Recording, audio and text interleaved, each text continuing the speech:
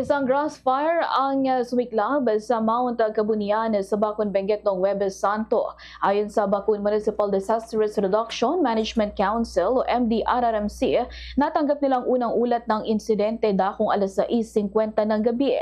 Aabot sa 18 lokal na turista ang apektado ng sunog, kabilang ang 11 turista at 2 tour guide na nanatili sa summit at 7 turista kasamang isang guide na na-stranded sa Station 12 sa kabahan ng foot trail.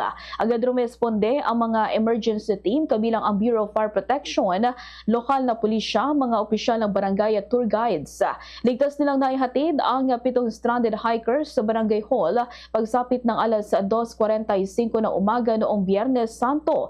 Kalaunan inilikas din ang 11 hikers sa summit sa pamamagitan ng alternatibong ruta sa Bulisay, Cayapa, Nueva Vizcaya. Wala namang iniulat na nasaktan o nasawi sa insidente. Dahil sa insidente, pansamantala ng sinuspende ng lokal na pamahalaan ang lahat ng trekking at hiking activities sa bundok, kabilang ang pagpasok ng mga residente, turista at iba pang individual sa apektadong lugar maliban sa mga otorisadong tauhan.